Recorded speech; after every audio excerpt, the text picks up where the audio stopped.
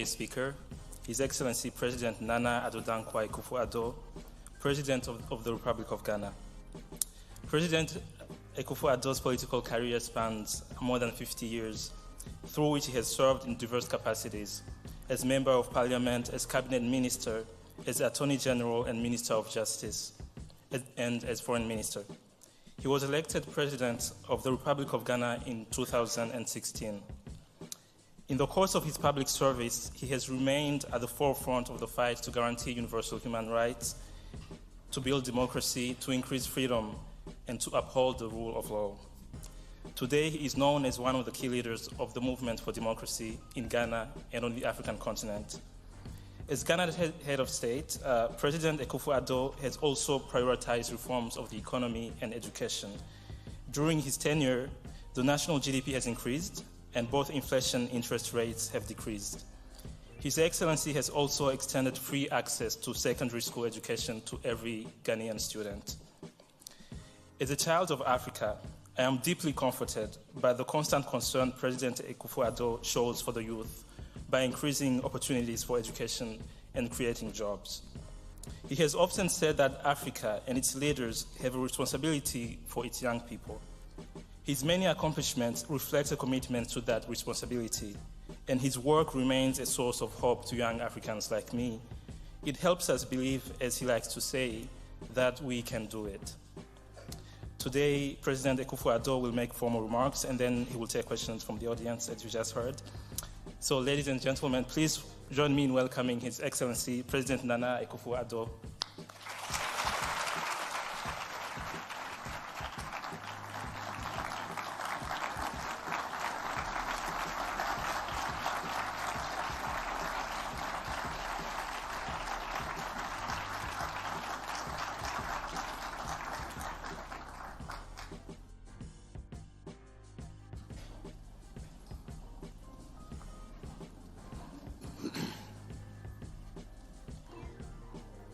Ghana's Minister for Foreign Affairs, our Ambassador to the United States, distinguished members of the faculty, students, ladies and gentlemen, I'm grateful for the invitation to be part of this forum organized by the University of Chicago's Institute of Politics, an event taking place at this prestigious American Ivy League institution. I thank the president of the university, Robert Zimmer, and the director of the institute, the famous David Axelrod, for the honor. I'm delighted to be in the home state of America's greatest president, Abraham Lincoln, and in this iconic city, which has such a rich industrial, commercial, artistic, and musical history, and which has produced the first African-American president of the United States of America, the Ivy League-educated 44th president and former senator, U.S. Senator of the state of Illinois, Barack Hussein Obama, who I understand does not live far from here. Ladies and gentlemen, there's an old proverb, one which I particularly like, which says, smooth seas do not make skillful sailors. As a few of you may know, my route to the high office of President of the Republic of Ghana was not a smooth one. By the generosity of the Ghanaian people, by the grace of God, I became president after winning the 2016 elections, 18 long years after I formally first declared my intention to lead my party, the New Patriotic Party, in 1998.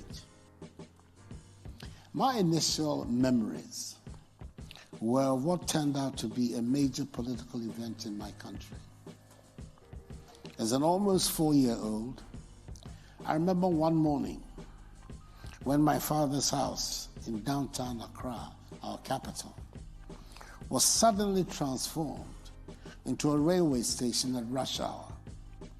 Literally, hundreds and hundreds of people coming and going into the house in great excitement, looking for my relatives, my granduncle, my uncle, my father, and my mother.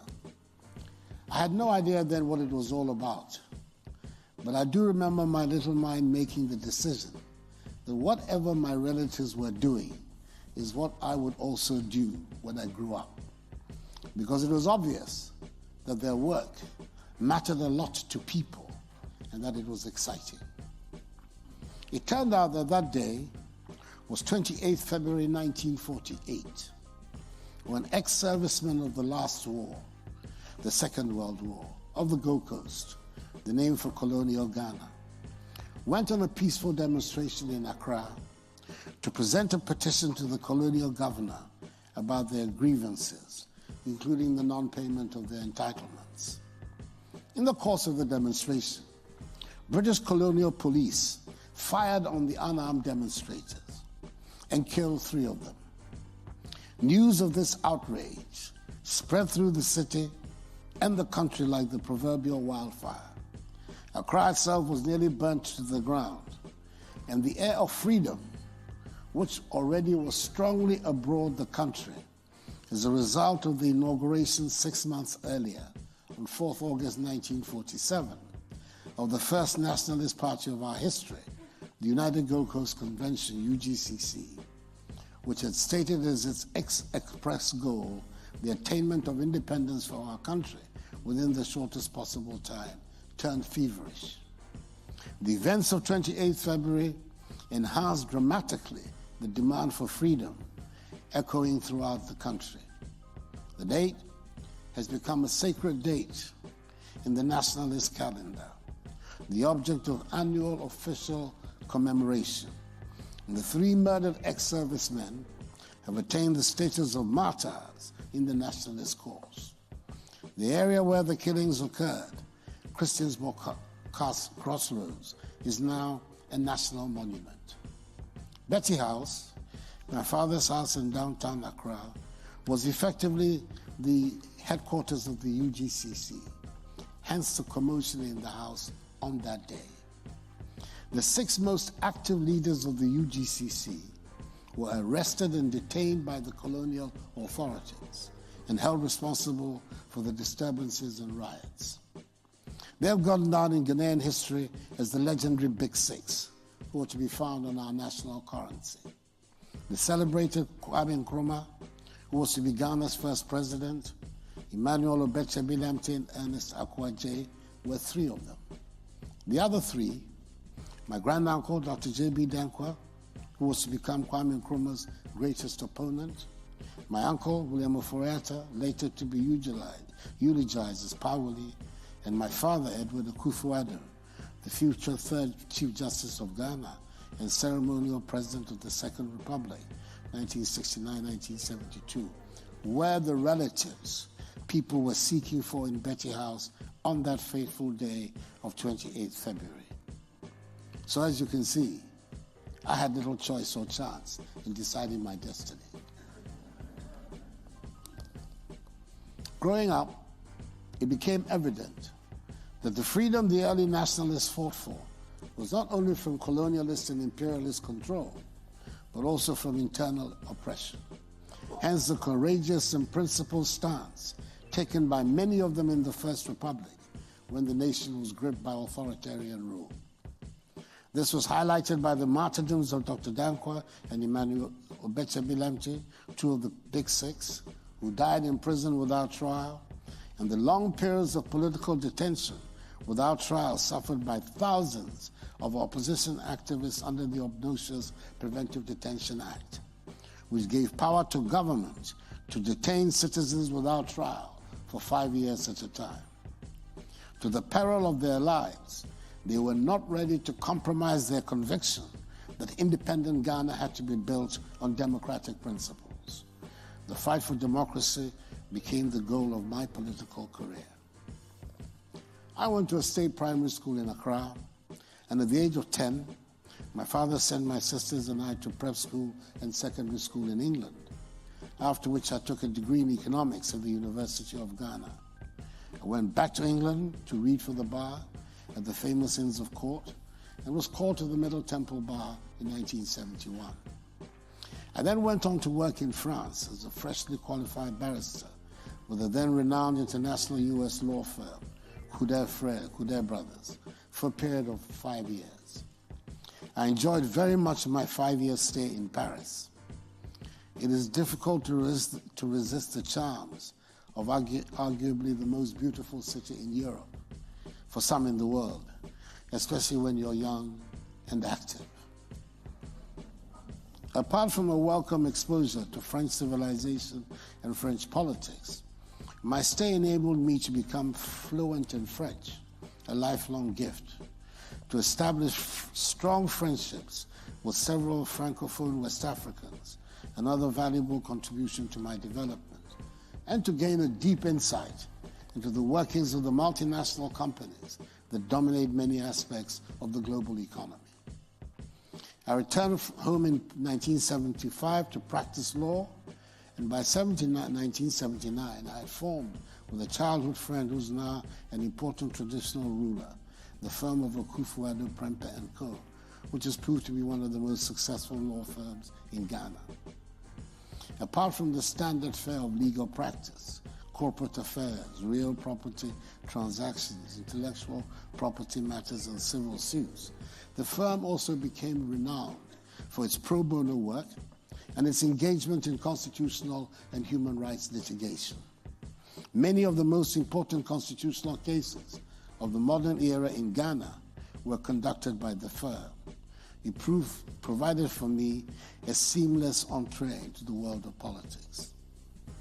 Democrats of my generation fought attempts in 1977 by the then military ruler, General Ike Achampong, to reintroduce a one-party state in Ghana. Some of us spent brief periods in police cells and had to go into temporary exile as a result of the threats on our lives. But we still persisted in our belief that a Ghana fully imbued with the tenets of respect for individual liberties and human rights, there is a rule of law and the principles of democratic accountability, was our surest bet towards accelerating development, improving the living conditions of our people, and putting Ghana onto the path of progress and prosperity. I'm proud to have been a part of Ghana's transformation into a fully democratic state. I'm humbled when people say that I had a leading role in those efforts. Throughout those years, from the time when we were seeking to restore multi-party democracy in Ghana and wrestle political power from the government of the National Democratic Congress, now the party of opposition, down to my taking my first shot at the presidency in 2008, I had the good fortune of meeting a wide range of people whose encounter enriched my political understanding. I met young people who were keen to work.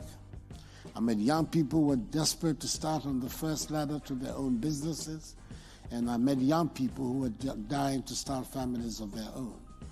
Many of these young people had been to school. Many of them had done what society had asked of them. That is, they had the qualifications, but they remained unemployed. Many who did not have the benefit of schooling were also without jobs and were demoralized as they saw no prospects ahead. I also witnessed at firsthand what years of failed governance had done to our nation. The unprecedented levels of joblessness, high costs of living, widespread and rampant cases of corruption, deterioration in governance and in the quality of our health and education services. I had seen the implementation of policies that hurt and collapsed businesses, and I saw business and consumer confidence plummet as the cost of doing business increased and consumers did not have the spending power to buy what they want. Upon becoming president in January 2017, after 2 unsuccessful attempts in 2008 and 2012, I put before the Ghanaian people an ambitious program of socio and economic transformation, hinged on restructuring the institutions of our governance, modernizing our agriculture to enhance its productivity, expanding rapidly our industrial sector, and rationalizing the financial sector to enable it to support growth in agriculture and growth in manufacturing and industry. It is my view that this is the best way to build a robust economy, create progress and prosperity for the Ghanaian people, and lead the country to a situation beyond aid. That is indeed our goal, a Ghana beyond aid, a Ghana capable of mobilizing her own material and human resources to build a strong economy which can generate prosperity for the mass of her people, a Ghana no longer dependent on handouts and charity. The first order of the day has been to get the fundamentals of the Ghanaian economy right. With some degree of success, we have ensured the growth of our economy, and all the fundamentals of our macroeconomy are pointing in the right direction. Indeed, the Ghanaian economy, whose growth rate stood at 3.6% in 2016, the lowest in 2 decades, grew by 8.5% in 2017, our first year in office, and by 6% last year.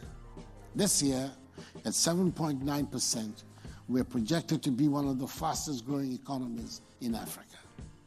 Inflation is now in single digits, down from the 15.4% in 2016. We've reduced the fiscal deficit from 9.3% in 2016 to 3.7%. And our trade balance account, for the first time in more than a decade, recorded a surplus in 2017 and is expected to remain in surplus. My government has also embarked on building a workforce that is equipped and skilled and can compete effectively on the global market to propel our swift industrial development. The countries that have made rapid progress around the world put education at the heart of their development. Ghana, under my leadership, is following suit. We're making sure that every Ghanaian child, through our free senior high school policy, has access to a minimum of secondary school education. Already, the free SHS policy, introduced for the first time by my government in September 2017, has resulted in 270,000 more students gaining access to senior high school in 2017 and 2018 than in 2016. We're bringing legislation to redefine basic education as education from kindergarten up to the end of senior high school, and to make it compulsory for all of Ghana's children. The process of reviving Ghanaian agriculture is ongoing, with a program we have dubbed Planting for Food and Jobs. Beginning with 200,000 farmers in 2017, scaling up to 500,000 in 2018, and a projected 1 million farmers this year, we're providing them with improved seeds, subsidized fertilizers, and extension officers who have been previously non-existent. Through the program, we've managed to engineer a revival of Ghanaian agriculture from a growth of 2.9% in 2016 to 8.4% in 2017, 6.8% in 2018, and a projected 7.3% in 2019. And we have also increased significantly the production of staples. There's been food, and for the first time in a long while, we had more than we needed. Again, for the first time in a long while, exports of food crops were made from Ghana to our neighbors in Burkina Faso, Togo, and Cote d'Ivoire in considerable quantities.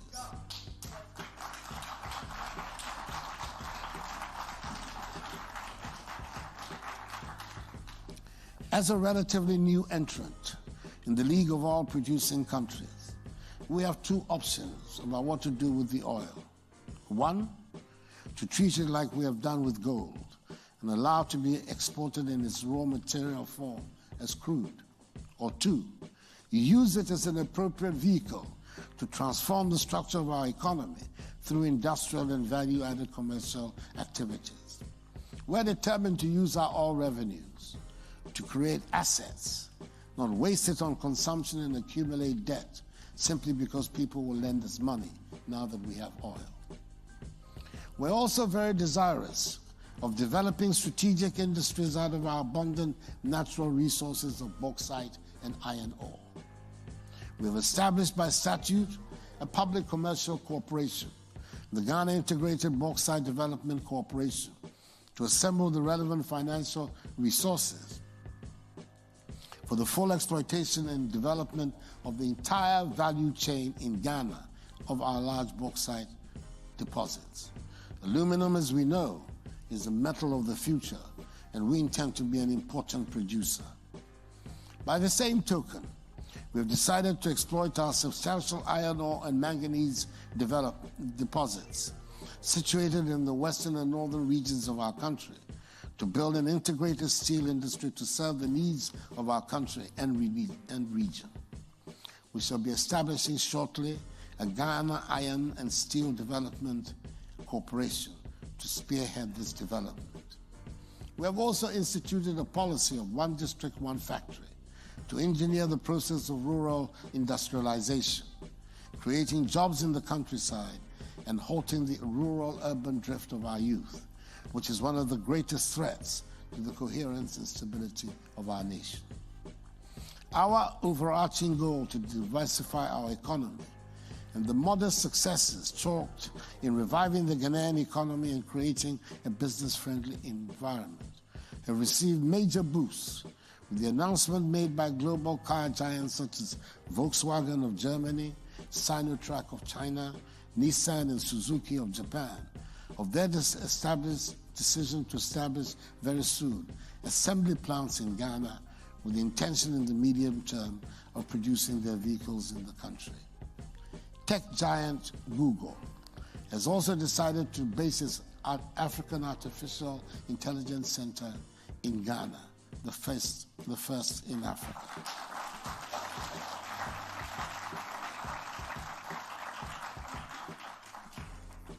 U.S. global energy giant ExxonMobil and the big Norwegian oil and gas company Aker Energy have both signed agreements with the Ghana National Petroleum Corporation, GNPC, to undertake deep water oil and gas exploration and production. Our projection is that from the new discoveries, our production of crude oil will rise from the current amount of 200,000 barrels per day to 500,000 barrels per day by 2024. We are also at the same time not forgetting about the development of our renewable energy and have committed ourselves to make solar energy 10% of our energy generation mix by 2020 from the current level of 1%. Today, Ghana is the leading recipient of foreign direct investment in West Africa. To foster our development, we will look west, east, north, and south without prejudice. But there should be no surprise if we are more welcoming to those who are prepared to invest in our priority areas. There are increasingly loud anxieties being expressed about the close relations developing between China and Africa, including our own country of Ghana. And some have allegedly seen in it a real danger of a new colonization of the African continent, this time by China. It is fair to say that we are all much wiser about these things, and we're going to go into these new relations with our eyes wide open. Nobody is coming pretending to be bringing God's word in one hand and taking our lands and resources with the other.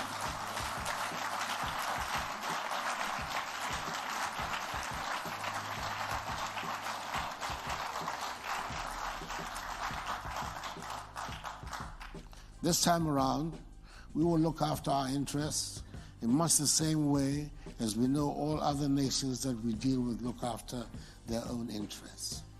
We're not the only ones dealing with China, the world's second biggest economy.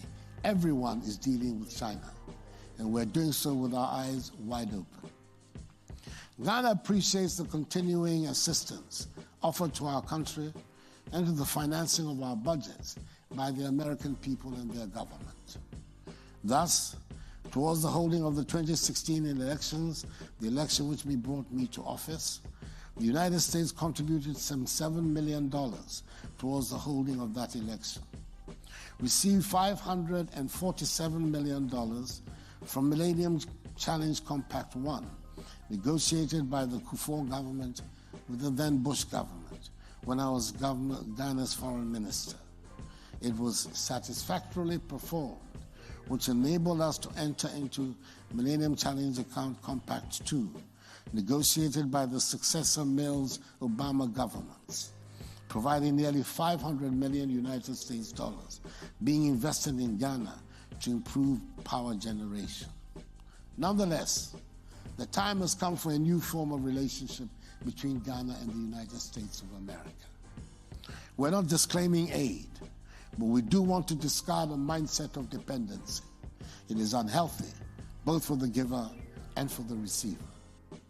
We want our relations with the United States to be characterized by a substantial increase in trade and investment cooperation. This is the way to develop healthy relations between our two countries and thereby strengthen our economies and raise the living standards of our two peoples. I will continue to urge the current leadership of this great nation, proclaimed as the land of the free and the home of the brave, not to ignore Africa. The Trump administration's Better Utilization of Investments Leading to Development, BUILD Act, which has created the U.S. International Development Finance Corporation with a $60 billion budget for equity investments on the continent, is a very creative and positive initiative. It could have a major impact on U.S. involvement in Africa's growth, especially if the access to the funds is not impeded by excessive bureaucratic procedures. Many people say that this is the Asian century, but I believe strongly that this can be Africa's century. We're rich in natural resources and in possession of 30% of the Earth's remaining minerals. We have a vibrant young population, and although we still have important security challenges, we are more at peace than ever before.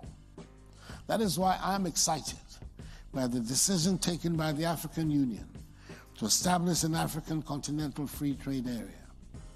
Signed by 52 member countries and already ratified by some 21, with Ghana the first to deposit her instrument of ratification at the AU Commission headquarters in Addis Ababa, the AFCFTA, whose agreement, when ratified by the 22nd member state, will come into effect and will eventually link all the 54 markets covering 1.2 billion people with a combined GDP of 2.5 trillion United States dollars into a single market.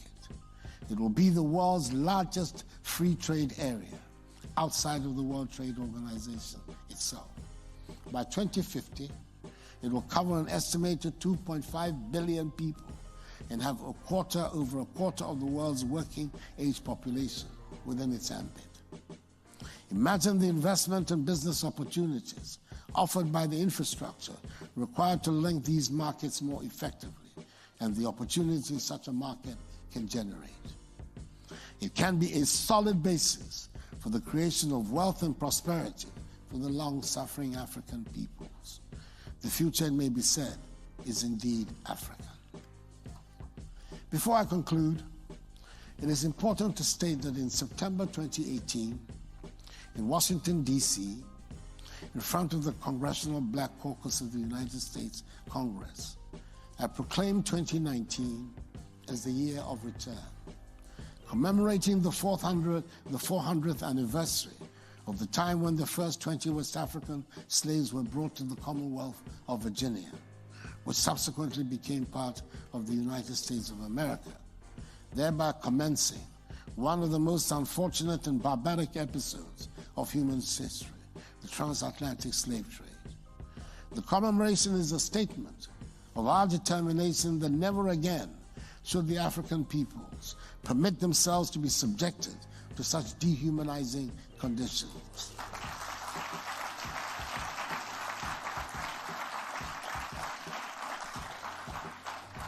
Sold into slavery and have their freedoms curtailed in order to build up forcibly countries other than their own and create wealth for the peoples of unknown lands to which they were sent, wealth from whose enjoyment they were largely excluded. We intend to use the symbolism of this year of return to bring together Africans, persons of African descent, and all well-wishers and lovers of freedom to strengthen the commitment to ensuring that blots on human history, such as the transatlantic slave trade and slavery, never reoccur. We also want to use the events of this year to solidify our relations with our kith and kin, descendants of Africa here in the Americas and the Caribbean. It should be obvious to all black people in the world by now that their dignity and standing are intricately bound up with the dignity and standing of Africa.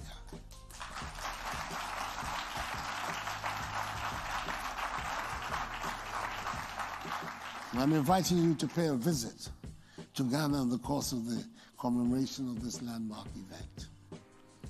Ladies and gentlemen, I'm working towards building a Ghana where people have jobs and decent livelihoods. Ghana is endowed with great potential, where security and the rule of law are upheld, where investments are secure. We want to contribute to the global market at the higher end of the value chain for Ghanaian products. We want to bring greater dignity to the lives of millions of people in Ghana. We want to build a Ghana beyond aid, which has discarded a mindset of dependence, aid, charity, and handouts. And we mean business. I thank you for your attention, and may God bless us all and the peoples of the United States and Ghana.